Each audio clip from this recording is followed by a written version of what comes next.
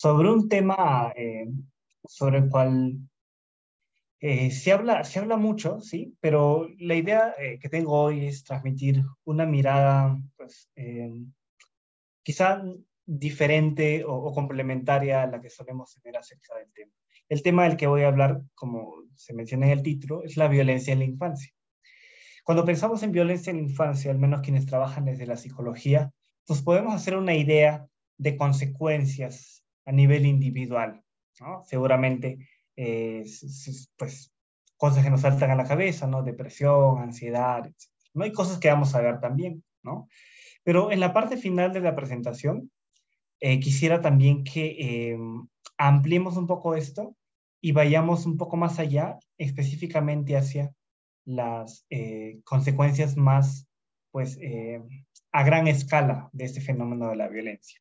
Como sabemos, la sociedad en la que vivimos es una sociedad que lamentablemente presenta altos niveles de violencia en diferentes ámbitos, desde la violencia, pues, interpersonal, entre la cual está la violencia contra las infancias, la violencia de pareja, ¿no?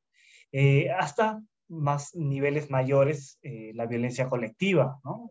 Sobre todo en México está ligada con el crimen organizado, o en Perú con pues, la violencia de Estado, ¿no?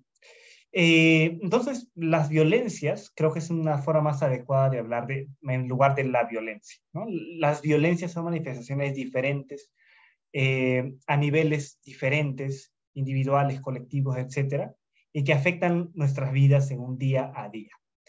Entonces, el día de hoy en específico voy a hablar sobre la violencia en la infancia, ¿sí? Vamos a comenzar delimitando algunos términos. Un primer término que quisiera que tengamos claro es el término de maltrato infantil. ¿A qué nos referimos con maltrato infantil? Según la tipología consensuada internacionalmente y registrada en los documentos de la Organización Mundial de la Salud, el maltrato infantil se divide en dos grandes grupos, ¿no? O clases de maltrato, ¿no? El abuso infantil y la negligencia infantil. El abuso infantil es aquel fenómeno que consiste en la aplicación de violencias, sea en su forma física, sexual o emocional. Es decir, cuando la violencia se manifiesta como un estímulo o un conjunto de estímulos que se aplica contra un menor. ¿Sí? Estímulos evidentemente aversivos y con una finalidad de causar dolor o con una finalidad de causar malestar emocional o con una finalidad de aprovechamiento por parte de un adulto respecto de un menor. Entonces, el abuso podemos entenderlo como la aplicación de algo, mientras que, por otro lado, la negligencia podemos entenderla como la omisión de algo, ¿sí? Por ejemplo, quizá algunos lo hemos visto en el propio vecindario, en la comunidad, niños que están deambulando por la calle sin cuidado por parte de un adulto, ¿no? O niños que dejan de comer eh, horas y horas, hasta un día entero, o que comen una vez por día, pues porque tienen quizá padres con alguna conducta adictiva, ¿no? Entonces, son situaciones de violencia que están presentes en nuestro día a día. En cuanto al abuso infantil en específico, pues cuando solemos hablar de abuso infantil, casi siempre lo primero que salta a la mente es el abuso sexual, ¿no? Pero también se considera abuso infantil, pues, al abuso físico, ¿no? El abuso físico, el abuso sexual, son las formas que más se han estudiado de abuso infantil, entendiendo el abuso físico como el aplicar un estímulo, una fuerza física contra un menor con la finalidad de generar dolor y a niveles mucho mayores de lo que puede ser consensuado socialmente como, pues, entre comillas, normal, ¿no? Entonces, el abuso físico es esa forma de maltrato que consiste en la aplicación de estímulos físicos que tienen por finalidad generar malestar en el menor. El abuso sexual se define como cualquier tipo de aproximación, puede ser un abuso sexual con contacto o sin contacto, por parte de un adulto, hay quienes dicen al menos 5 años mayor que el menor, y pues esto es independiente eh, de si hubo o no contacto en sí o penetración, ¿no? Es decir, el abuso sexual no se limita únicamente a la violación. Y finalmente el abuso emocional. que es un tipo de abuso que se ha estudiado muy poco en comparación con los otros dos, pero que hay datos que sugieren que es incluso más importante para la salud mental que el abuso físico y el abuso sexual por separado. ¿Sí? Y el abuso emocional o psicológico, pues consiste en conjunto de tipos de conducta relacionados con la denigración, la humillación y el prevenir el normal desarrollo socioemocional del menor. ¿Sí? Entonces, esto a grandes rasgos es la tipología de maltrato infantil que propone la Organización Mundial de la Salud y pues la presento para poder entendernos y pues hablar un lenguaje común. Tengo aquí unos datos sobre abuso infantil en el país, en México, ¿no? Pero advierto de antemano que los datos epidemiológicos sobre este fenómeno son bastante limitados, al menos en México, ¿sí? En cuanto a abuso físico, no tenemos, bueno, tenemos la encuesta de maltrato infantil, pero que ya tiene algunos años, ¿no? Pero de datos recientes tenemos pues la encuesta nacional de niñas, niños y mujeres en México, ¿sí? Y tenemos allí datos de castigo físico severo, que podríamos tomarlo como un indicador de abuso físico, ¿sí? Y pues allí se reportó que el 6% de niños y niñas entre 1 y 14 años experimentaron castigo físico severo, ¿no? Entonces, digamos, 6 de cada 100, ¿no? Niños y niñas, pues experimentan castigo físico severo, ¿no? Es decir, golpes en la cabeza, cosas que son por encima de lo que suele considerarse pues, castigo moderado. Luego,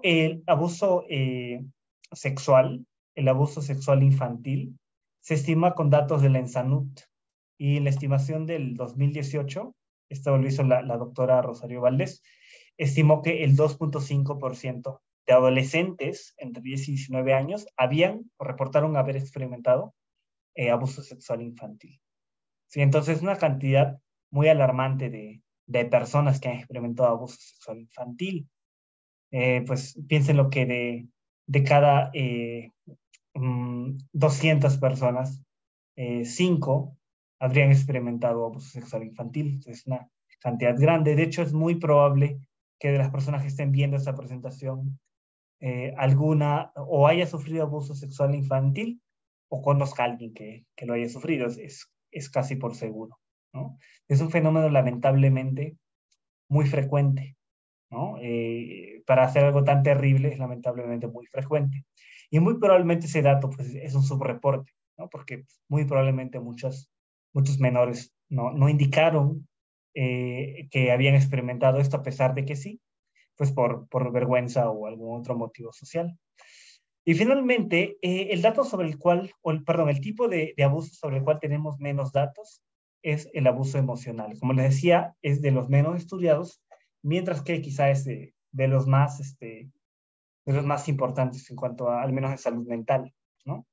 El abuso emocional se estima, se tiene datos que permiten estimarlo únicamente a partir de la ENDIRE, que es la encuesta nacional sobre dinámica de las relaciones en los hogares. Esta encuesta, quienes la conocen, se aplica únicamente en mujeres. Este dato es de la ENDIRE de 2016. Ya tenemos la ENDIRE de 2021, pero no la he examinado y no, hasta donde sé, no se ha extraído este dato de la última ENDIRE. Pero en la ENDIRE de 2016 se encontró que el 16% de las mujeres entre 15 y 17 años experimentaron violencia emocional. Entonces ven que, y esto es algo que se observa en distintas estadísticas, que la violencia emocional presenta una mayor prevalencia que la violencia sexual y que la violencia física contra los infantes. Y también se observa que la violencia emocional es quizá, en algunos estudios se ve que es quizá la que tiene más relación con distintas variables de psicopatología. Entonces, más prevalencia y asociación más fuerte nos hace pensar en que es una variable de gran relevancia para la salud pública y que requiere estudiarse de manera más extensa, ¿sí? Ese es el panorama epidemiológico entonces en México. En Perú tenemos algunos datos también, sobre todo estimados de la ENDES, ¿no? Respecto de castigo físico específicamente, eh, pero que se obtienen preguntando a la madre, ¿no? Por estilos de disciplina, de esa manera se obtienen esos datos. Bien, entonces este fenómeno del abuso en la infancia en sus diferentes modalidades se ha visto que está asociado con diferentes problemas de salud mental o de psicopatología en la adultez. Un hallazgo repetido en la literatura es, por ejemplo, la relación entre abuso en la infancia y depresión. En este estudio de Humphreys se encontró que el abuso emocional presentó una correlación de 0,38 con la depresión. El abuso físico de 0,20 y el abuso sexual de 0,20. Bueno, 0,22 y 0,20. Como pueden observar, y en relación a lo que les mencionaba, el abuso emocional es la variable que mayor asociación muestra con la depresión. Y esto otra vez nos hace pensar que quizá el tipo de violencia emocional es el que más fuertemente asociada está con psicopatologías tales cuales la depresión.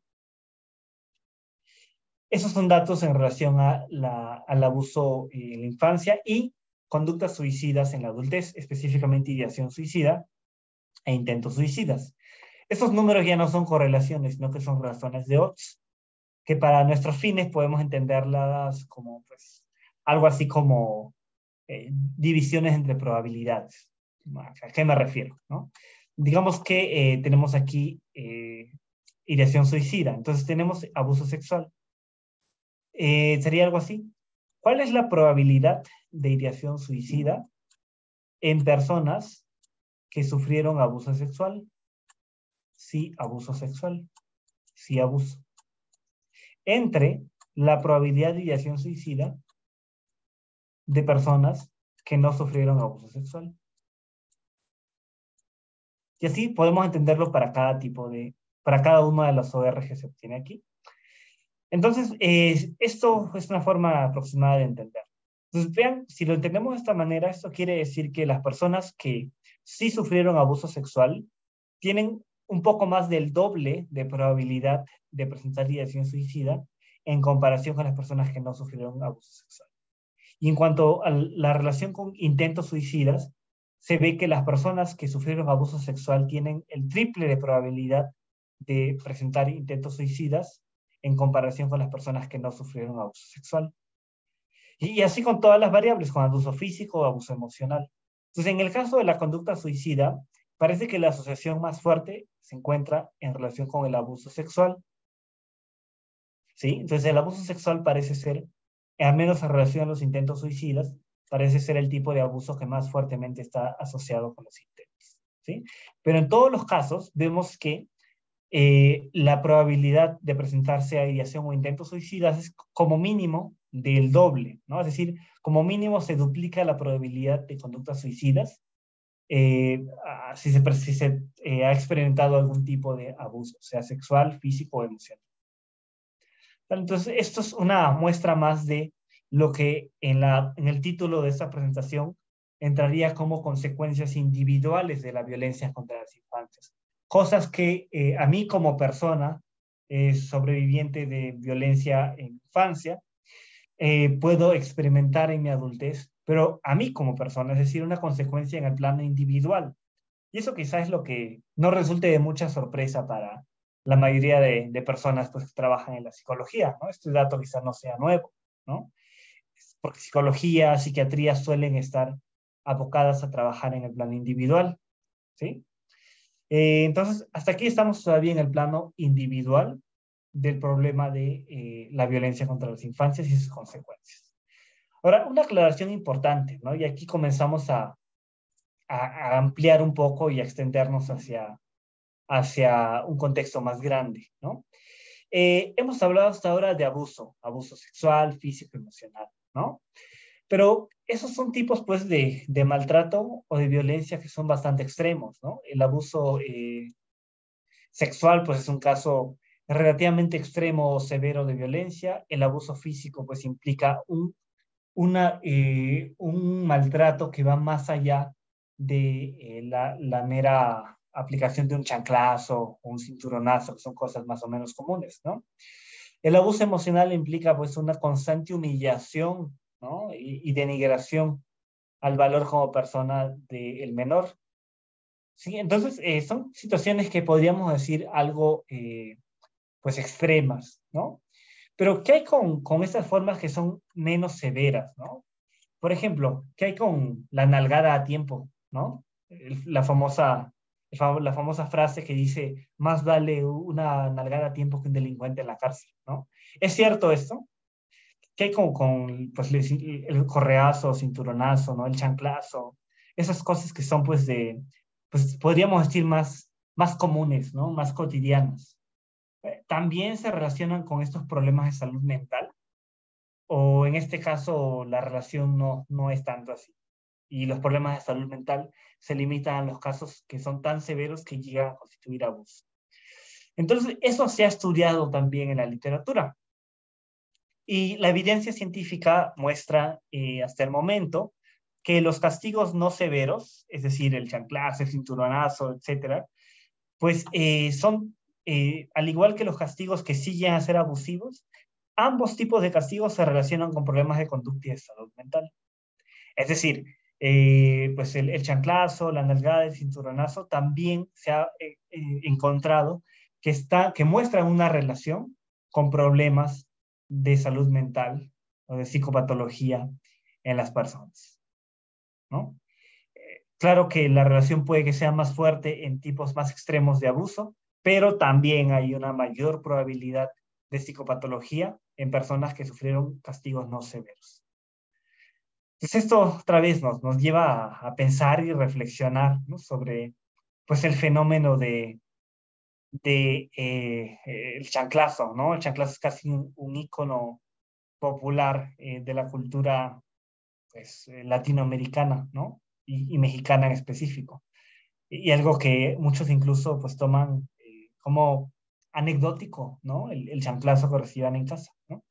Y puede ser, efectivamente puede ser que haya alguna persona haya recibido chanclazos en la niñez, ¿no? Y no haya presentado depresión o intentos suicidas en la adultez. Es perfectamente posible.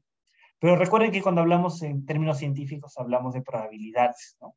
Entonces, pues no significa que un chanclazo te vuelva una persona con diagnóstico de depresión o que te vuelva una persona con historias de intentos suicidas, pero sí eleva tu probabilidad de ello.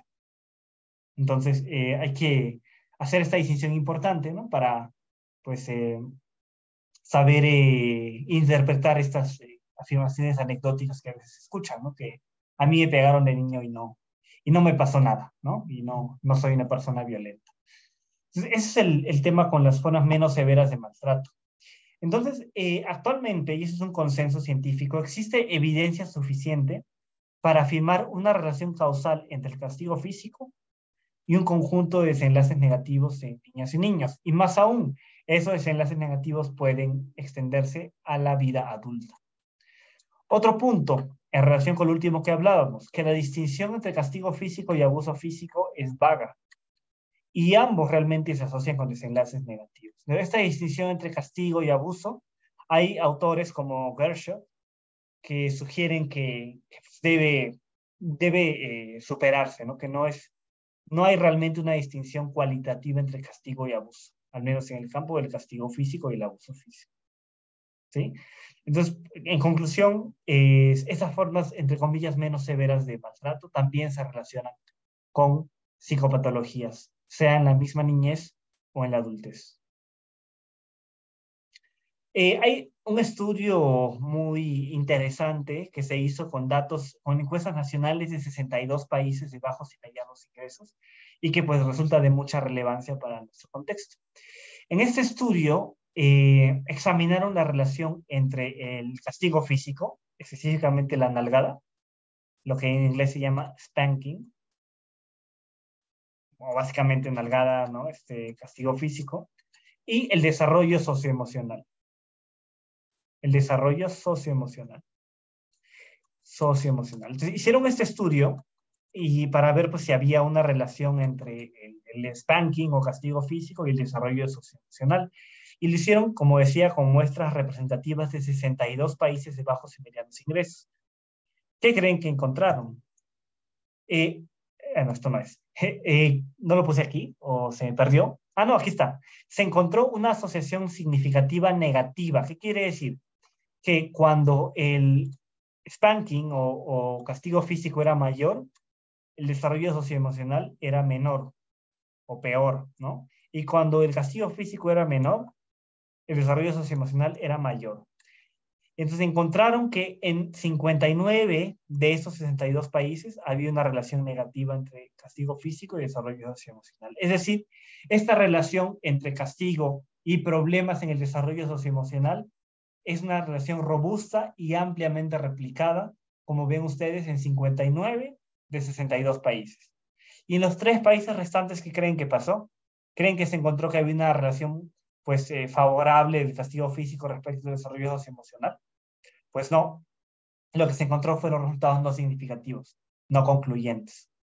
Entonces, podemos, sin lugar a equivocarnos, afirmar que hay una relación fuerte, robusta, replicada muchas veces, y que según autores como Gershoff, tienen evidencia suficiente para hablar de causalidad, al menos en términos epidemiológicos, entre castigo físico y diferentes psicopatologías, tales cuales la agresividad, la depresión, las conductas delictivas en la adultez.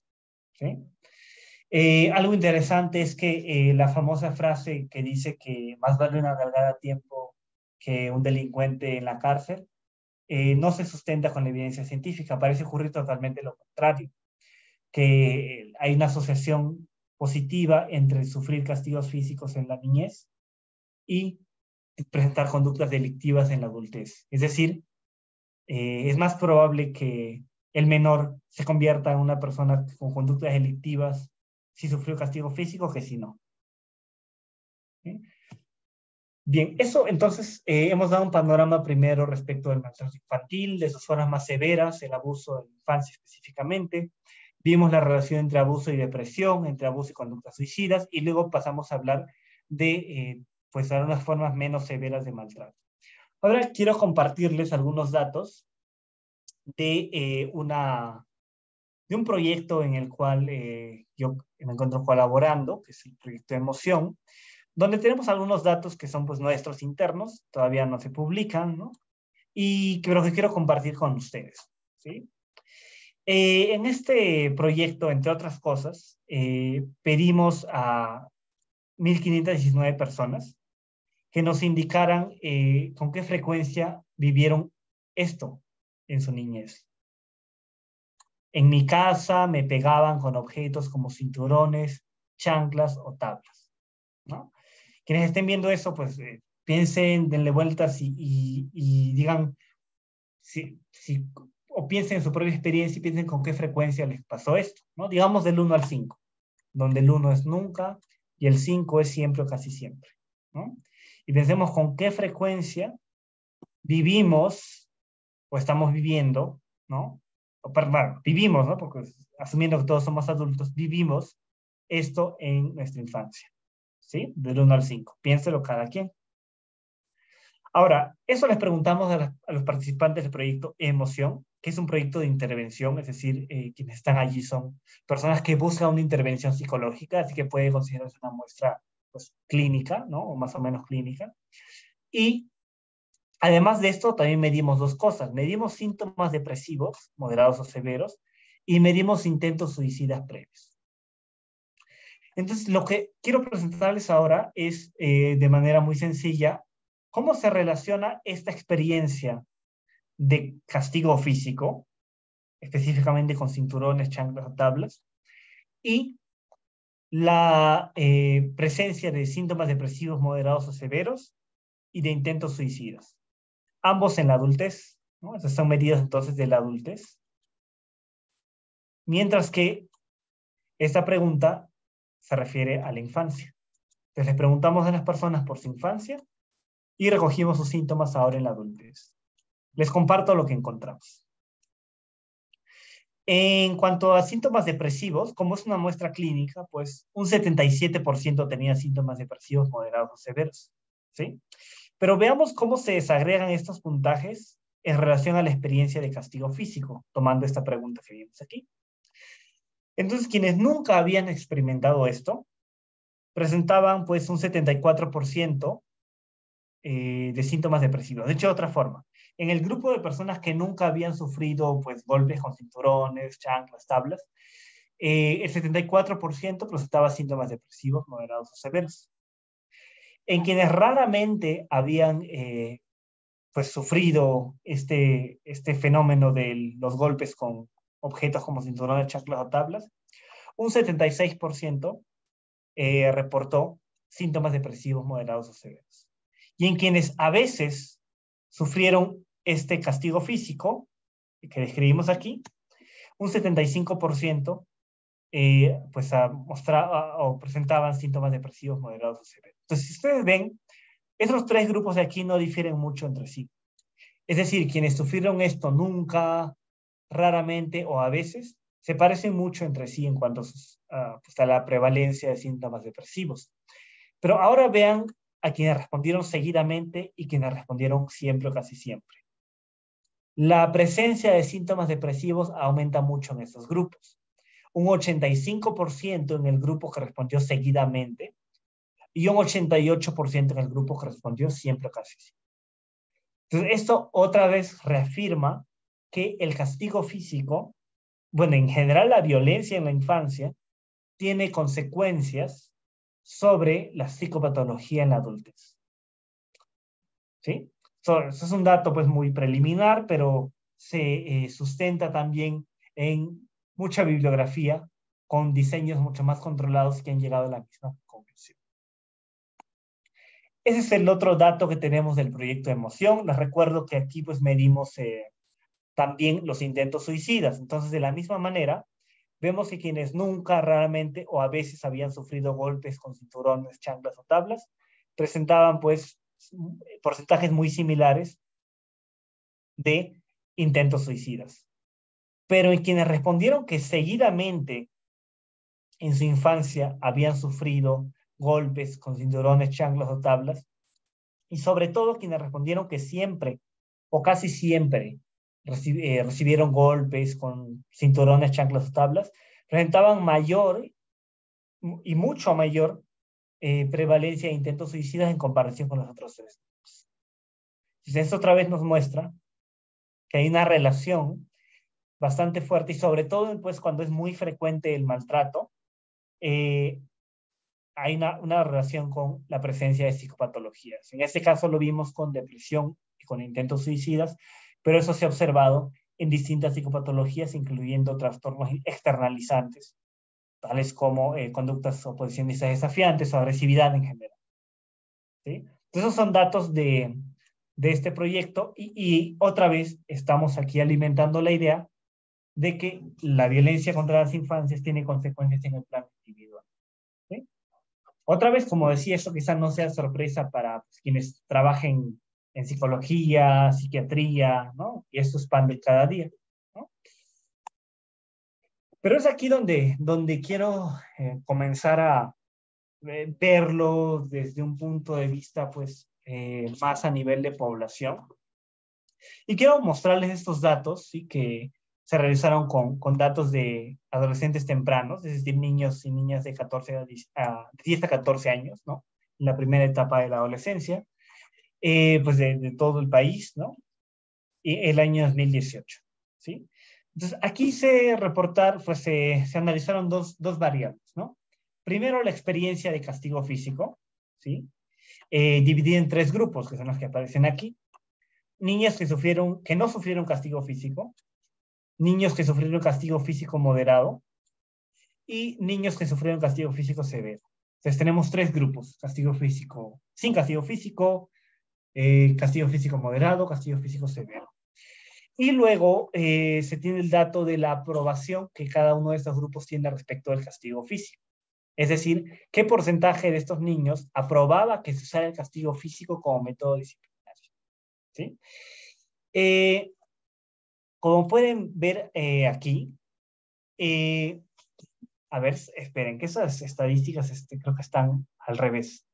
Es los niños que no sufrieron castigo físico tienen la menor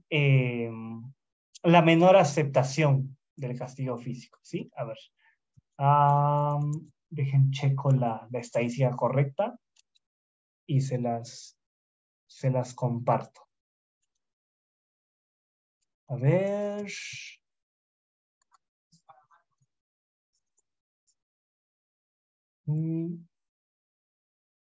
Aquí está. Bueno, entonces les voy adelantando y ahora les digo la estadística correcta. Entonces, lo que se observó aquí, en este estudio, fue que los niños que no sufrieron castigo físico tenían una menor aprobación del castigo físico, es decir, apoyaban menos el castigo físico, ¿no? Por otra parte, los niños que sufrieron un castigo moderado apoyaban un poco más el castigo físico, entonces es como una escalera. O bien estos valores que no son los correctos, ¿verdad? Ahí hubo un error al copiar pues, el documento. Entonces empezamos con una aprobación menor, luego una aprobación pues más o menos mediana, y en los niños que sufrieron mayor castigo físico, observamos que sigue creciendo la aprobación. Es decir, pareciera que hay una relación que mientras más castigo físico se sufre, o más severo es el castigo físico que se sufre, mayor es la aprobación que tenemos respecto de ese castigo físico. ¿Sí? Ya les tengo las estadísticas correctas, voy a reemplazar estos datos. A ver. En quienes no sufrieron castigo físico, la aprobación era del 11%. Entonces, creo que está al revés, era del 11%. En quienes sufrieron castigo físico moderado, la aprobación era del 21%. Era del 21%. 21%. ¿Vale?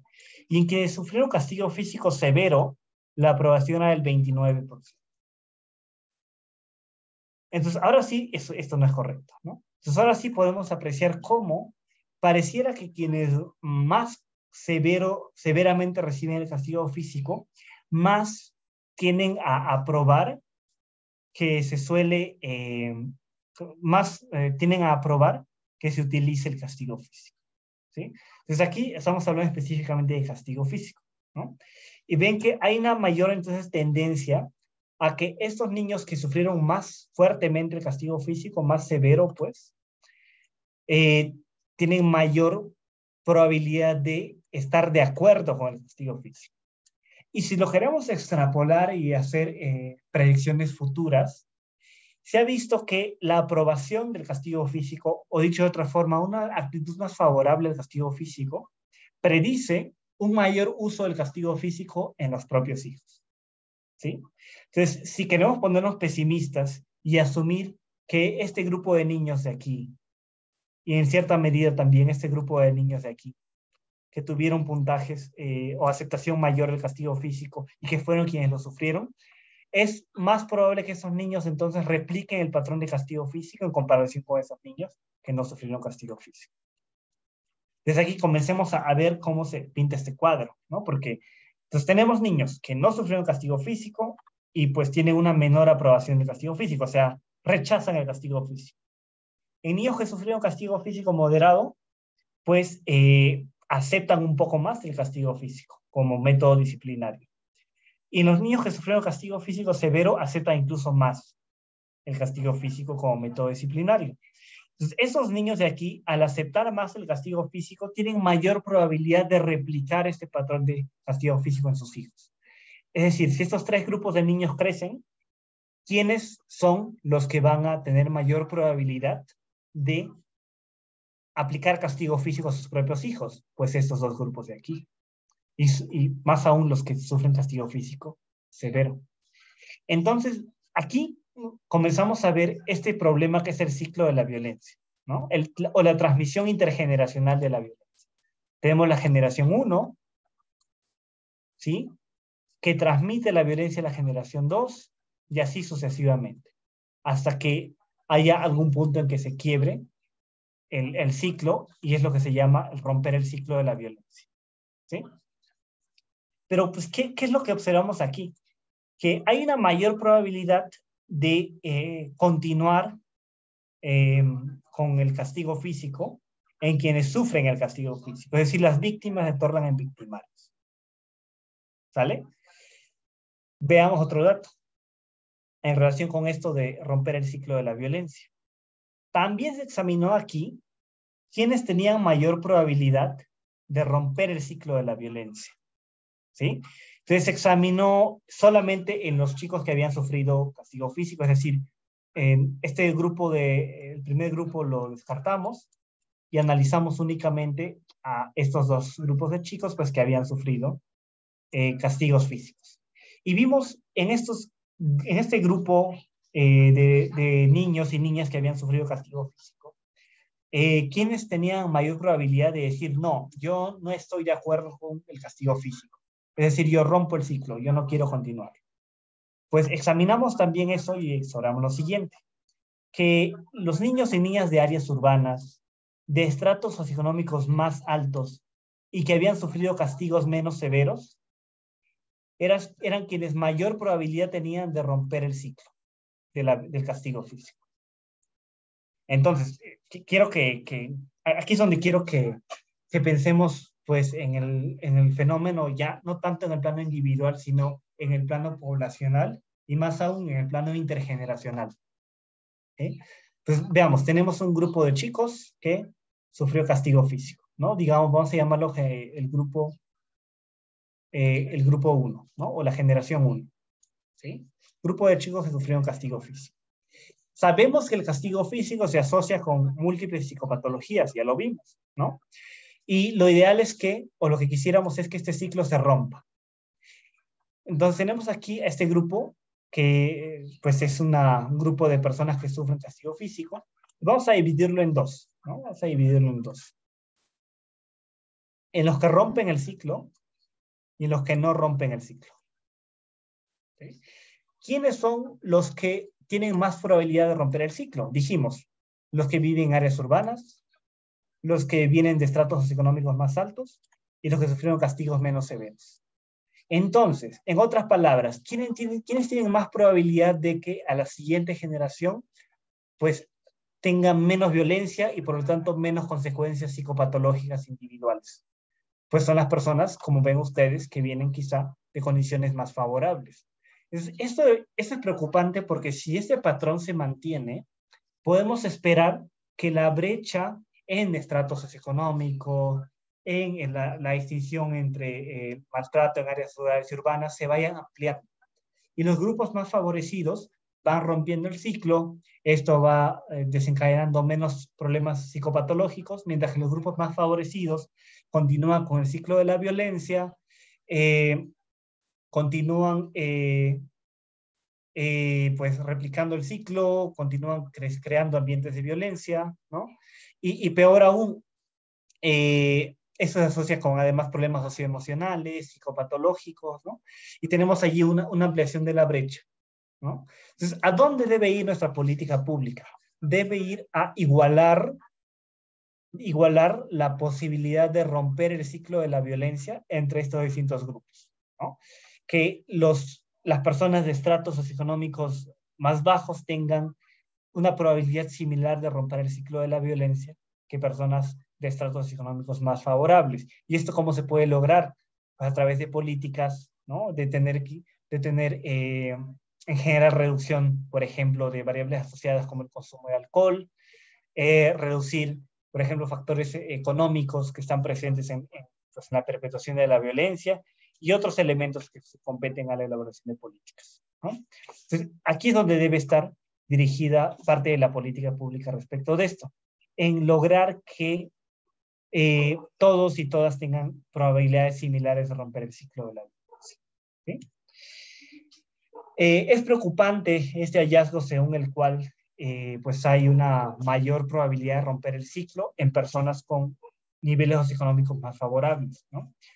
Hay un estudio muy interesante de Friedson que muestra que el cambio actitudinal respecto del castigo físico no siempre va de la mano con la movilidad social. ¿Qué quiere decir esto? ¿No? Que si dividimos la sociedad pues, en tres estratos, ¿no?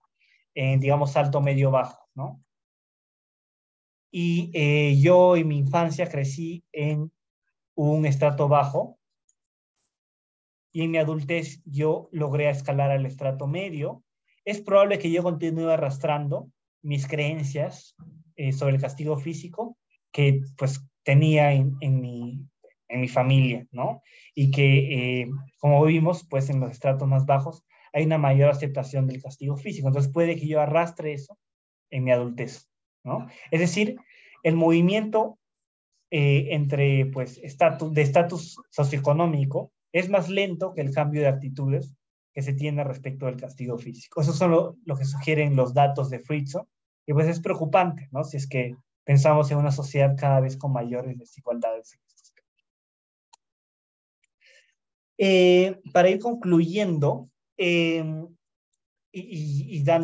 pintando un poco más pues este escenario del ciclo o la transmisión intergeneracional de la violencia, pues no solamente el castigo físico se replica en más castigo físico, sino que también se replica en otros tipos de violencia. Por ejemplo, este estudio encontró que las personas que sufrieron castigos físicos en su infancia tenían mayor probabilidad de perpetrar violencia física en el noviazgo. Claro que es relativamente pequeña, ¿no? La relación entre esas variables, pero fue estadísticamente significativa y no deja de ser relevante en términos de política pública al considerar la alta prevalencia del castigo físico. Recuerdan los datos que vimos al inicio, ¿no? Que era muy alta la prevalencia de castigos físicos. Entonces, para pintar un poco el cuadro, podríamos imaginar algo así, ¿no? Una persona que en su infancia, vamos a dibujar aquí, infancia, sufre castigo físico, ¿no? Castigo físico. Esa persona crece, con el tiempo desarrolla problemas socioemocionales. Eso con el tiempo puede llevarla a que no culmine la escuela, ¿no? Problemas escolares, que por lo mismo no consiga un buen trabajo.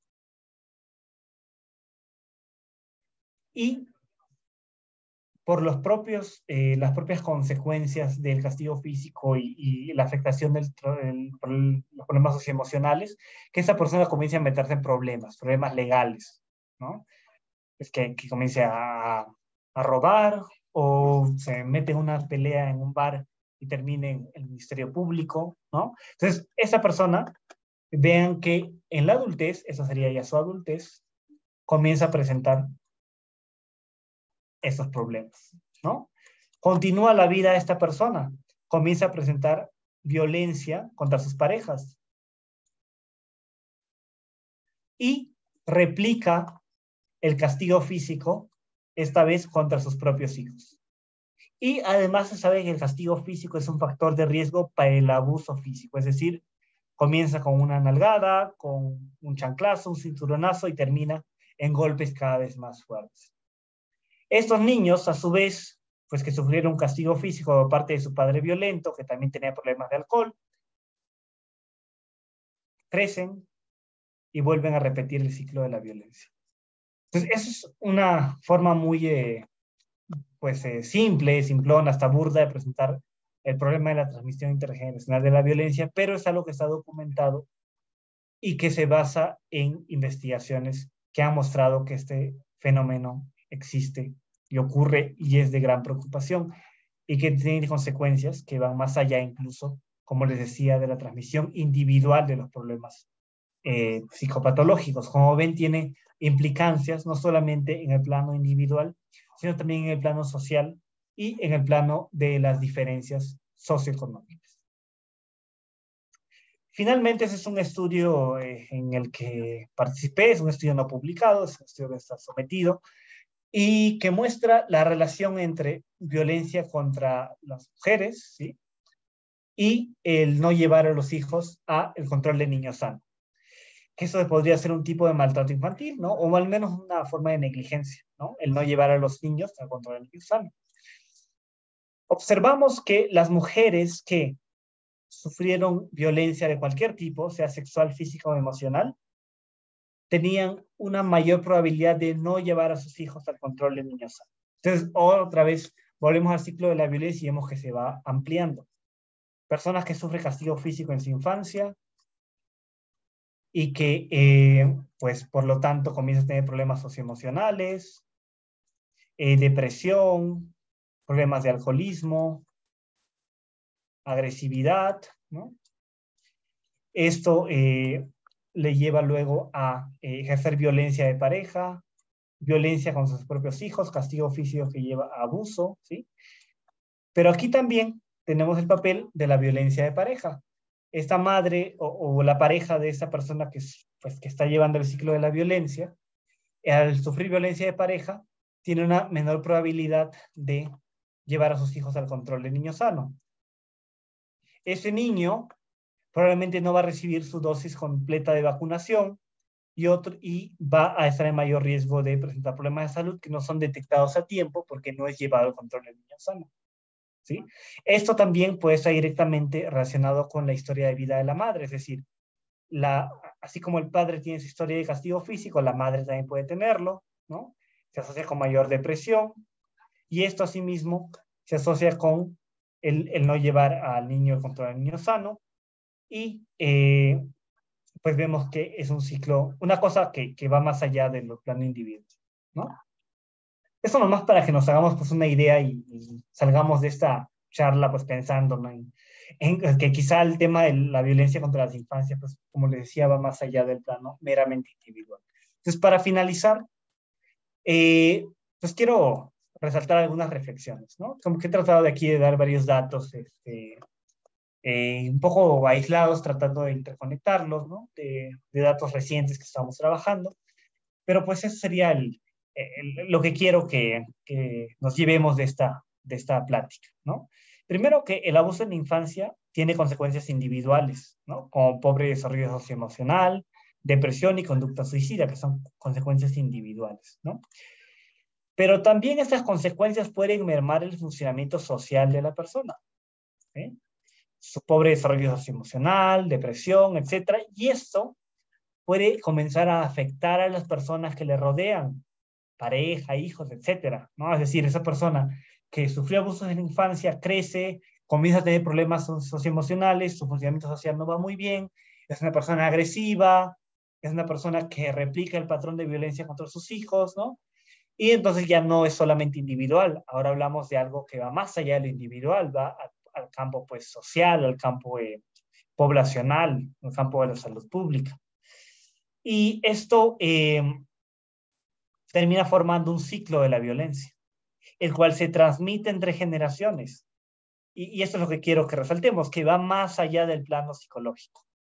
A veces psicologizamos todo, ¿no? Incluso la violencia, ¿no? Y sí, está bien pues estudiar el fenómeno en nuestra esfera, pero seamos también conscientes de que los fenómenos que estudiamos no se limitan al individuo, no se limitan al consultorio si es que hacemos clínica, ¿no? Sino que van más allá del plano psicológico y que abarcan esferas también como la socioeconómica, ¿no? Una persona que creció en un ambiente pues que no le permitió desarrollar su potencial como persona, pues va a presentar una multiplicidad de dificultades en su adultez. Y esto, asimismo, está ligado con problemas de inequidad en salud, ¿no? Como vimos desde los mismos niños que no los llevan a control del niño sano, hasta personas que, pues, no desarrollan habilidades adecuadas o crecen con inseguridades, etcétera. Entonces vemos que el plano psicológico se interconecta con otros planos tales como el social y el económico. Y eso es lo que quisiera pues que nos llevemos de esta plática. Ha sido un gusto hablar de este tema con ustedes y pues estoy presto a responder preguntas si es que las hubiera, ¿no? Ya me comentarán. Muchísimas gracias, Pablo, por esta brillante conferencia y realmente el que nos hayas compartido todos estos datos, ¿no? Basados en evidencia y lo crudo que es saber que estas violencias que sufren las personas en la infancia, pues repercuten en su vida adulta, ¿no? Y que realmente es algo que debemos tomar en cuenta como profesionales de la salud, que debemos intervenir, que debemos notar como tus factores de riesgo, ¿no? Y algo que tú dijiste al inicio, eh, inevitablemente resonó mucho de nosotros, considero yo, como esto de que o hemos vivido en algún momento de nuestras vidas algún tipo de violencia en nuestra infancia o conocemos a alguien cercano que lo ha vivido, ¿no? Entonces, definitivamente es un tema que necesitamos que se aborde, que trabaje y como tú decías, no es algo solamente en el plano individual, es una problemática que se trabaja también y que debería estar incluida en las políticas públicas, ¿no? Nos dejan comentarios en Facebook, agradecen mucho la ponencia. Argelia Lara nos dice datos súper interesantes. Jesús nos hace una pregunta que cuando te refieres a maltrato, también estás incluyendo lo psicológico y también el verbal. Sí, gracias por la pregunta.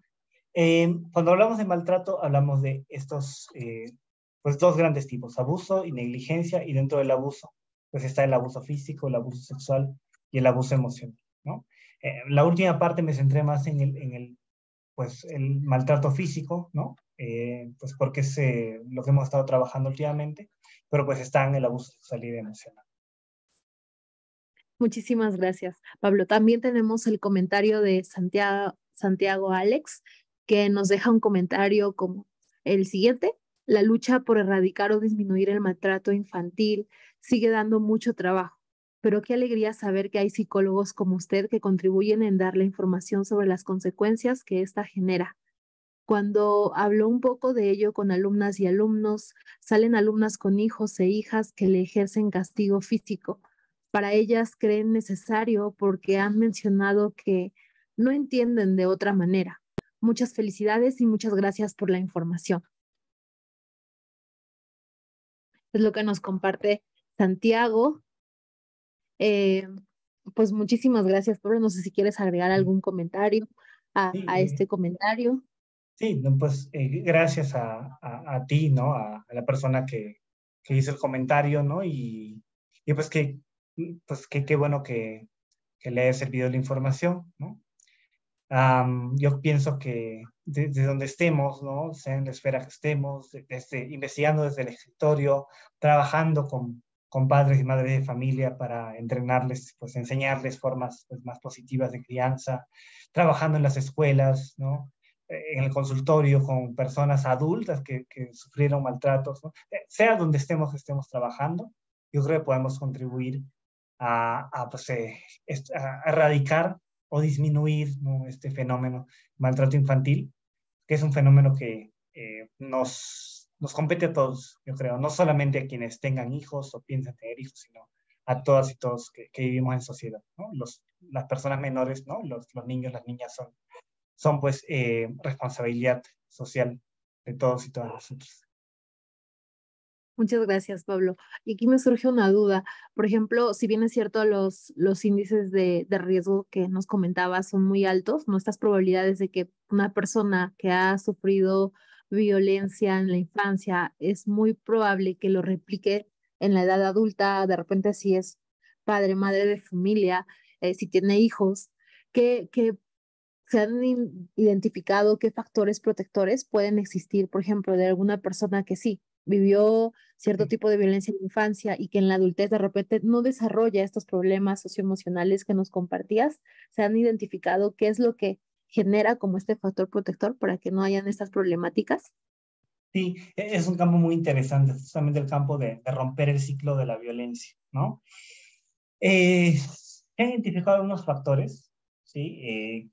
Algunos modificables, otros no, ¿no? Algo ese es pues, el campo de la investigación, se solapa con la investigación sobre resiliencia, ¿no? Y algo que se ha observado en la investigación sobre resiliencia, por ejemplo, es la importancia de tener otros adultos significativos, ¿no? Es decir, pues si sufres maltrato, pues tener algún otro modelo, alguien pues, que te apoye, ¿no? En la infancia y que te ayude a pues, ver otras posibilidades, que existe otro mundo más allá de la violencia, ¿no? Entonces, eso es algo que se ha observado repetidas veces. Y un dato alentador en relación con lo que mencionas y algo que nos permite mantenernos relativamente optimistas es lo siguiente. Hace poco se publicó un estudio donde comparaban pues los problemas de psicopatología entre personas bueno, niños hijos de personas que habían roto el ciclo de la violencia, personas que continuaban con el ciclo de la violencia y personas que nunca tuvieron ciclo de violencia, es decir, que no tuvieron maltrato en su infancia y pues tampoco en la adultez. Y se vio que en los hijos de personas que habían roto el ciclo de la violencia, el riesgo de psicopatología reducía tanto que era comparable con el riesgo de psicopatología en hijos de personas que no habían sufrido pues nunca violencia, ¿no? Es decir, si rompemos el ciclo, eso reduce, según estos datos, reduce drásticamente el riesgo de psicopatología en nuestra descendencia, ¿no?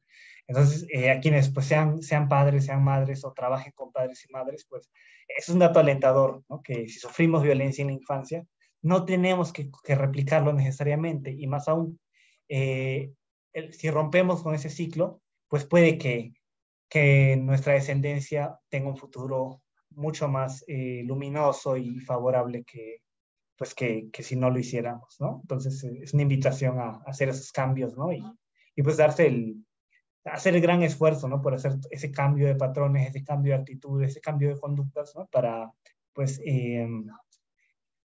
que nuestros hijos la pasen mejor de lo que pasamos nosotros. Muchísimas gracias, Pablo. Creo que me sumo a este llamado, ¿no? El que haces desde el lado, desde el área, desde donde estemos, nuestras acciones vayan orientadas a romper este ciclo de la violencia, ¿no? Que promovamos conductas, acciones de buen trato, ¿no?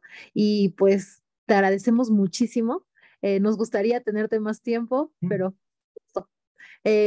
seguramente vas a seguir compartiéndonos estos datos, este estudio que están elaborando, que seguramente va a aportar muchísimo también a toda esta evidencia, ¿no? Te agradecemos muchísimo, Pablo, por estar aquí con nosotros y pues que seas parte de CITESAM. Es un gran orgullo y un honor para nosotros. Muchísimas gracias.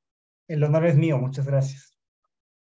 Bien, en unos minutitos continuamos con la siguiente conferencia de la noche, la última del día de hoy, y nos vemos en unos minutos.